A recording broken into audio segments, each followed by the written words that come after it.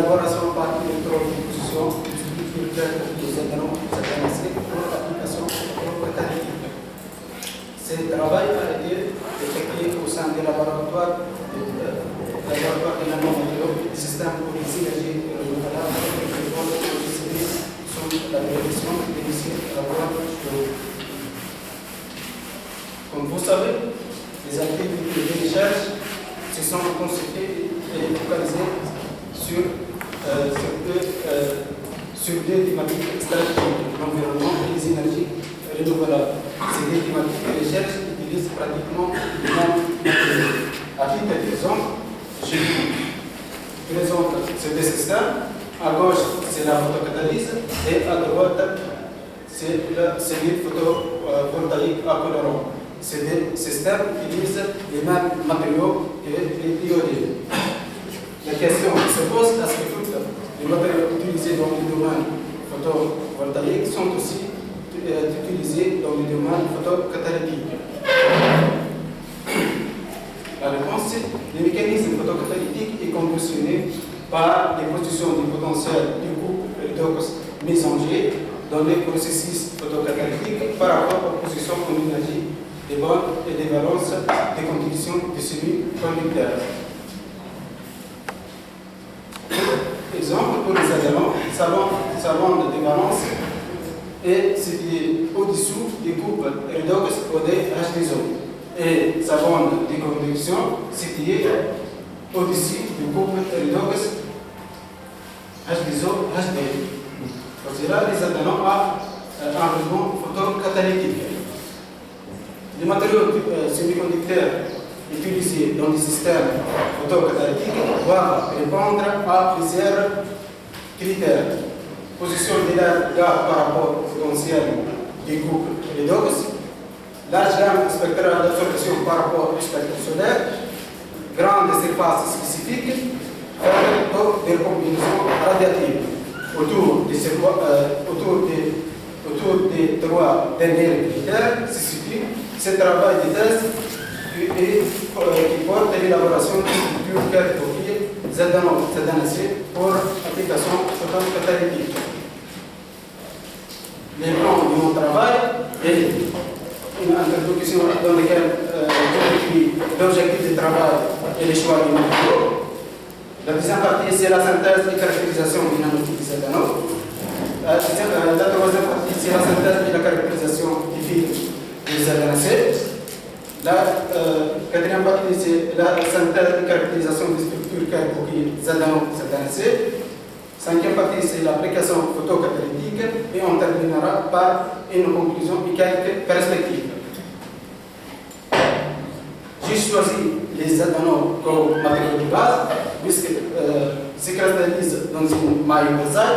C'est un semi-conducteur à large gap et a une mobilité électrique très élevée.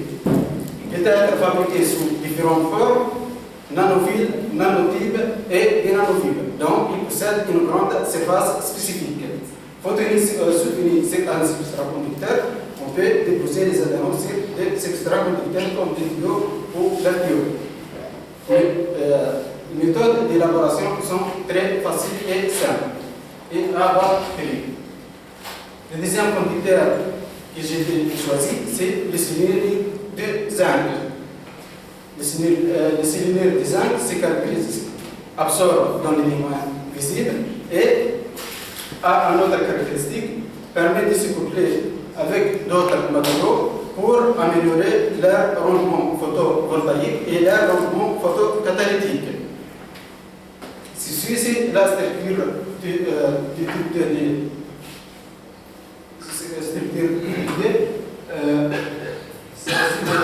adhérents et les adhérents. Donc, il améliore l'absorption, sera entre la bande de valence des adhérents et la bande de conduction des adhérents. Comme objectif dans notre travail, c'est la synthèse des nanophiles par la méthode électrodéposition. Dans la synthèse, pour la première fois, d'inécopie des ZNC sur des nanophiles des ZNO par la méthode électrodéposition. Amélioration de l'absorption optique de structure cœur coquille ZNAC et vérification du système par une application photocatalytique. On commence par cette partie. Cette partie sera consacrée sur la synthèse des nanofiles des adénons par la méthode électrodéposition et les différents résultats des techniques de caractérisation. La méthode que j'ai choisie pour le dépôt des nanophiles, c'est la méthode d'électrodéposition. En fait, c'est une méthode simple composée par 3 électrodes, un électrode de travail de type PTO, un électrode de référence de type AgCl, contre électrode de platine, une cellule électrochimique de type quartz de 100 ml, un autolab, un ordinateur et un bain thermostatique. Pour élaborer des nanophiles, on dissoudre dans l'électrolyte des AdCl de concentration 5, 10, moins 4 molaires, les KCl 10, moins 3 molaires. On ajoute un barbotage de l'oxygène jusqu'à saturation de la cellule. On fixe la température à 80 degrés Celsius et on applique une différence du potentiel entre les électrodes de l'ordre de moins 1 électronvolt. Une fois on a réussi d'élaborer l'échantillon, on passe aux techniques de caractérisation. On commence par la caractérisation structurale. Le diffractogramme des rayons X montre les différents pics caractéristiques des adénons. Il est clair que le pic le plus intense, c'est le pic 002, ce qui implique une orientation préférentielle le long de cette U. La deuxième caractérisation, c'est la caractérisation morphologique. Comme vous voyez, la surface de l'échantillon est couverte par des nanophiles.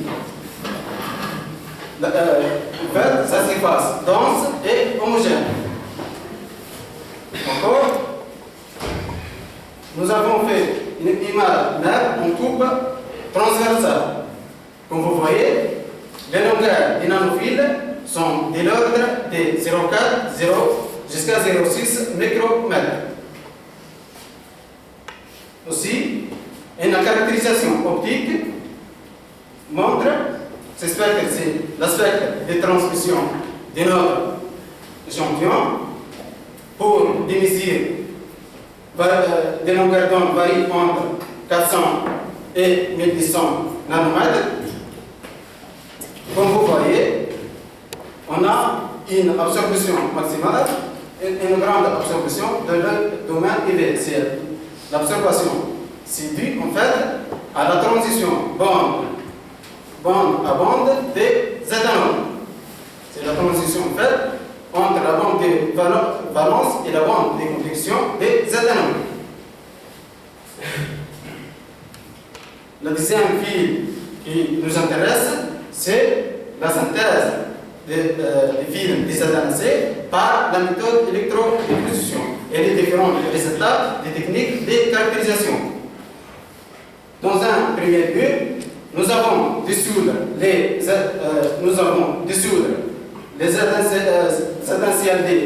de concentration 0,2 molaire, les COD de concentration 0,1 molaire, les pH, on fixe le pH à 3, la température 25 degrés Celsius, et on applique une différence des potentiels de l'ordre de moins 1,1 volt. On peut élaborer des adénacées. Mais le problème qui se pose, c'est que, comme objectif de notre travail, c'est la synthèse de la structure cœur par la méthode électrodéposition. J'ai testé une stabilité des nanophiles dans cette solution que j'ai utilisée pour la synthèse des adénacées. Je trouve que les nanophiles ne sont pas stables. Les nanophiles sont dissoudus dans cette solution. Pour cette raison, j'élimine de travailler avec ce protocole expérimental. Donc, je cherche un autre protocole protocole expérimental pour élaborer des ZNAC. Donc, pour élaborer des ZNAC par méthode électrochimique, il y a des paramètres à optimiser. Les paramètres sont les suivants: le potentiel cathodique, la température de synthèse, le pH de la solution, temps des dépôts et concentration des solutions. Les paramètres les plus importants, c'est le pH de la solution. Je commence par l'effet des pH. En fait, dans une solution, j'ai dessous les essentialités de concentration 0 d molaire, les COD de concentration 0 d molaire. Je mesure le pH, je trouve 3. J'ajoute quelques gouttes de NaOH pour fixer un pH net. Une test de stabilité des nanophiles dans cette solution montre que les nanophiles sont stables. Donc, ces protocoles, si je trouve les autres paramètres à optimiser, ces protocoles, avec des paramètres bien définis, nous permettent d'élaborer la structure qu'elle copie. Donc, le deuxième paramètre à optimiser, c'est le potentiel des dépôts. Donc, grâce à la technique voltammétrie cyclique, je trouve 3 potentiels. Potentiel C1, potentiel C2 et potentiel C3. Je fixe le potentiel à moins 1,2 électrovolts. En fait, c'est le potentiel des dépôts des ZNAC. Les autres potentiels, c'est le potentiel, en fait, réduction des zinc, et l'autre potentiel, en fait, c'est la réduction des SOD. Les 3 paramètres optimisés, à quelle température de synthèse? Pour cela, j'élabore 3 échantillons et je varie la température de 25 degrés Celsius jusqu'à 80 degrés Celsius. Les images mêmes montrent pour une température de synthèse de 25 degrés Celsius. Uniquement, on observe le tuyau. Si on augmente la température de synthèse, il y a des taches qui sont en train de former. Si on augmente la température de synthèse à 80 degrés Celsius, il y a une structure de grains qui a été, en fait, on atteint une structure granulaire. Pour cela, j'ai opté la température à 80 degrés Celsius.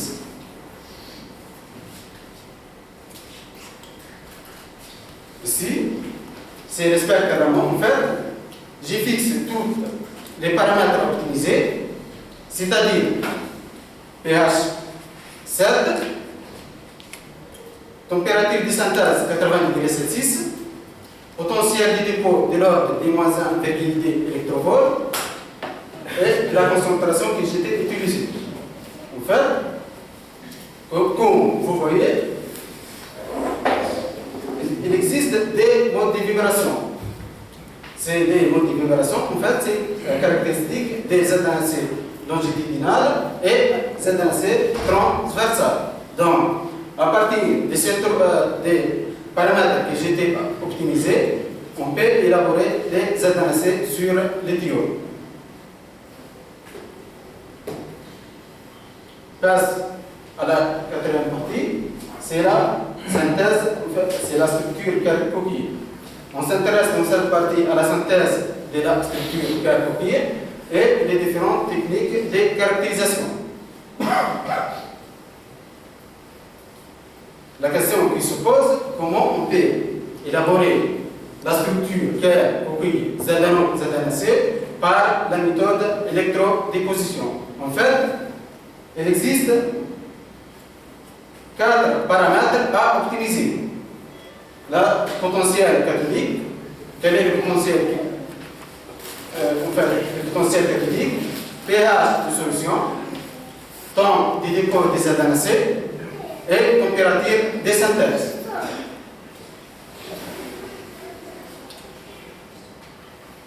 Le pH, et en fait, le pH, j'ai préparé 2 solutions.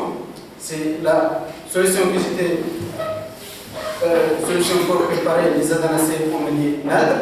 On trouve que les nanophiles, une test de stabilité des nanophiles montre que les nanophiles sont stables pour un pH 7, c'est-à-dire pH neutre. J'ai opté le pH à des valeurs 7. Le deuxième paramètre optimisé, c'est le potentiel en fait des dépôts. Le potentiel des dépôts que j'ai opté, c'est moins 1,2 volts. C'est en fait le potentiel des dépôts des adenacées sur les tuyaux. Température de synthèse, j'ai choisi la température de synthèse 80 degrés Celsius, c'est la température de synthèse des adenacées sur les tuyaux. Le quatrième paramètre optimisé, c'est la durée du dépôt des fils des adenacées sur les nanophiles. En fait, j'ai élaboré 3 échantillons. Pour chaque échantillon, j'ai varié la durée de synthèse des adenacées. Comme vous voyez, pour la première échantillon, c'est-à-dire temps de dépôt des adenacées à 900 secondes, l'espace entre les nanophiles est totalement rempli par les fils. Si je diminue le temps du dépôt, l'espace, en fait,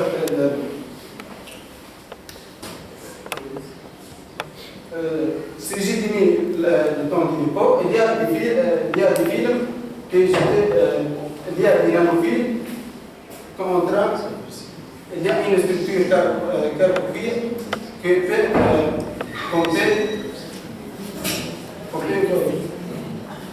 Encore, je diminue la durée du dépôt à 300 secondes. J'obtenais la structure carbophile. Pour cela, j'obtenais le temps du dépôt à 300 secondes. Et voilà un schéma représentatif des étapes de synthèse de la structure des adenacées avec tous les paramètres qui ont été optimisés.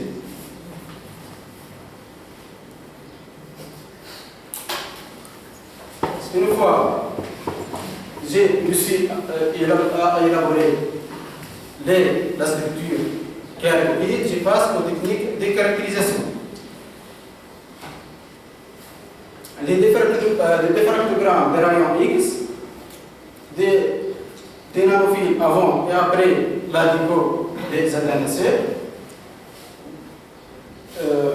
montrent que les pics des adénos existent pour les deux stades, c'est-à-dire avant la dépôt et après la dépôt. Et encore, après la dépôt des fils, on remarque l'initiation d'un pic.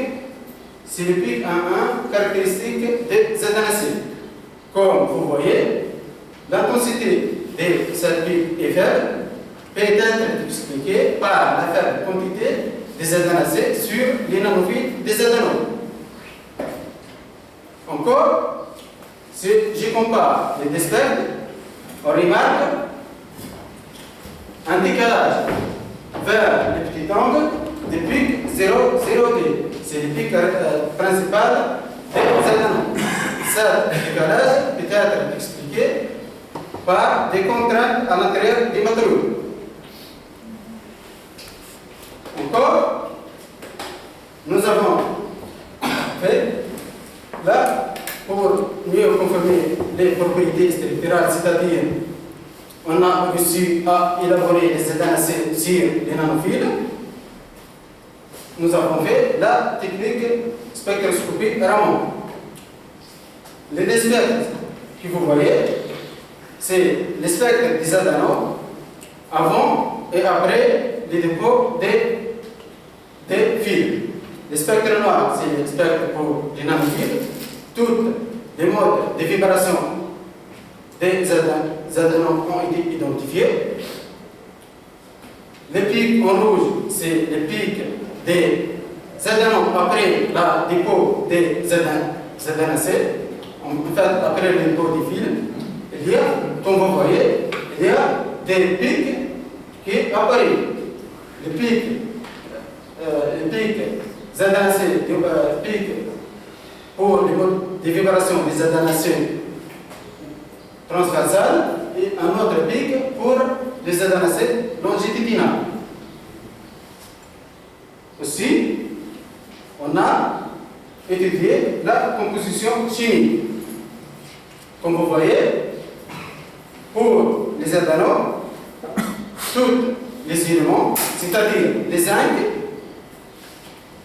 l'oxygène et l'indium sont présents pour les éthanols. Pour les éthanols ZNC, on a un pic d'oxygène, pic de zinc, pic d'indium et pic de sélénium. Les autres pics, en fait, c'est les autres pics, les sélénium, c'est pour la technique, en fait. C'est à partir de ces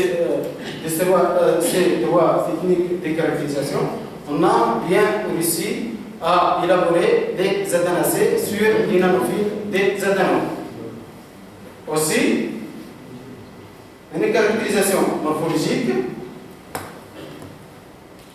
des éthanols avant et après le dépôt des ZNC montre que pour les éthanols, la surface des fils, des nanophiles, en fait, lisse. Si je dépose les ZNC, il y a la surface devient rigoureuse. Et comme vous voyez, les nanophiles, en fait, sont totalement recouverts par le ZNC.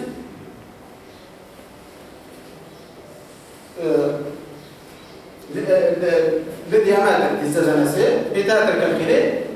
On fait la différence entre le diamètre moyen des nanophiles et le diamètre moyen des nanophiles après le dépôt des ZNC. On peut l'estimer à une valeur de 30 nanomètres. Encore, nous avons fait une mesure de la transmission. Les courbes noires, c'est pour les éthanols. Les courbes rouges, c'est pour les éthanols après le dépôt des ZNC.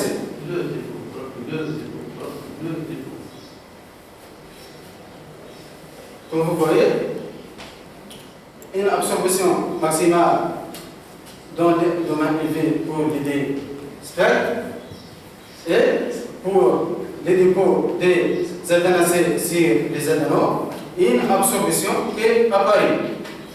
Pour bien clarifier cette absorption, nous avons fait la dérivée seconde des spectres de transmission par rapport à l'énergie au carré. Comme vous voyez, il existe des expériments. Le premier expériment, c'est relatif à la transition bande à bande des éthanols. Le deuxième, en fait, d'où elle apparaît pour vérifier, c'est en fait, on a tracé le diagramme énergétique des bandes des éthanols et des ZNC. Cette absorption, on peut l'expliquer par une absorption entre la bande de valence des ZNC et la bande de conduction des éthanols.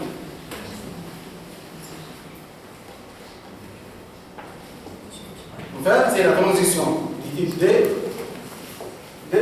entre la bande de valence des ZNC et bande de conduction des éthanols.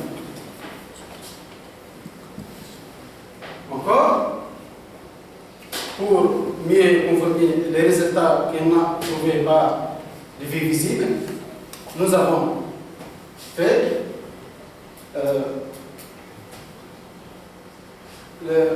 nous avons mesuré les propriétés optiques à travers la technique photoluminescence. Le spectre noir, c'est pour les adanaux. Le spectre rouge, c'est pour les adanaux après les dépôts des adanacées. Si je compare la comparaison entre les deux spectres montre un petit décalage vers les petites énergies. Encore, l'intensité dans les domaines visibles a été diminuée. Le décalage vers les petites énergies était expliqué par les réductions des contraintes des réseaux. La diminution dans les visibles peut être expliquée par une substitution de l'oxygène par les séléniaux. On passe à la dernière partie, c'est une application photocatalytique dans laquelle j'ai décrit le principe de la photocatalyse, le protocole expérimental utilisé et le résultat des mesures.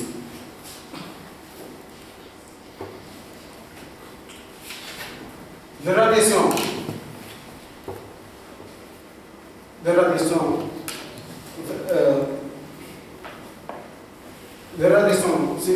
d'un semi-conducteur peut créer un paire électron-trou.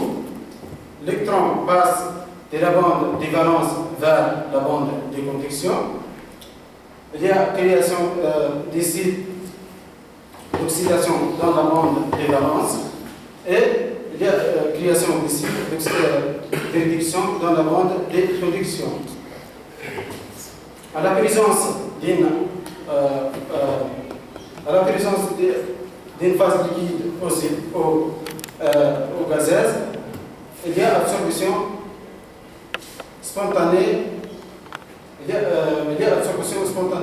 Les électrons passent vers les molécules accepteurs, et les groupes passent vers les molécules donneurs. Donc, il y a des réactions d'oxydoréduction. Voici le protocole que j'ai utilisé. En fait, j'ai dissous le blé de méthylène dans une solution de l'ordre de 10 mg par litre. La source lumineuse que j'ai utilisée, c'est la lampe UV.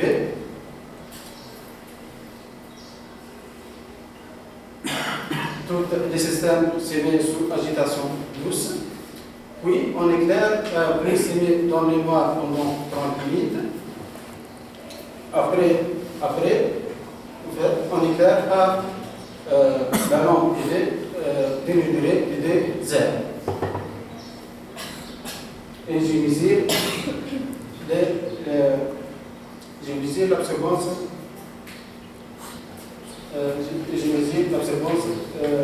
de la solution. Comme vous voyez, le spectre noir, c'est relatif au blé de méthylène. Le spectre bleu, c'est relatif à la solution après sa dégradation par les adanaux. Le spectre rouge, c'est relatif à la solution après sa dégradation par les adanacées. Remarque qu'il y a une différence entre le pic principal de méthylène, entre la dégradation des adanaux, de la solution des adanaux, et la dégradation par le blé de méthylène. Et la dégradation par, si j'utilise les adanacées. On peut expliquer ce mécanisme par l'excitation. Elle crée un paire électron-trou. L'excitation crée un paire électron-trou aussi. dans la bande d'excitation, crée un paire électron trou de la bande de valence vers la bande l'électron passe de la bande de valence vers la bande de conduction des adenacés. Aussi, pour les adenons, l'électron passe de la bande de valence vers la bande de conduction. Aussi, les électrons passent à la bande de conduction des adenacés vers la bande de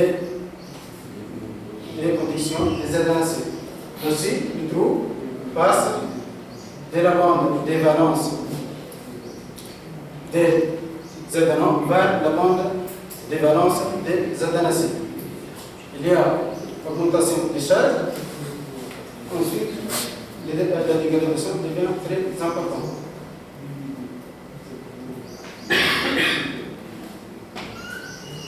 Comme conclusion, au terme de cette thèse, nous avons réussi à élaborer des structures copiées du type ZNO-ZNAC qui utilisent des techniques d'électrodéposition.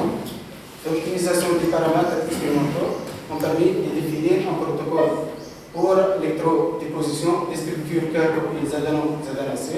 Les caractérisations optiques par effet visible et par photoluminescence ont permis de mettre en évidence des caractères du type de structure copiée ZNO-ZNAC et comme application, la copie des ZNAC déposée sur des nanophiles des ZNO a augmenté le rendement photocatalytique. Cette amélioration est attribuée à l'effet de séparation des charges dans la structure des types.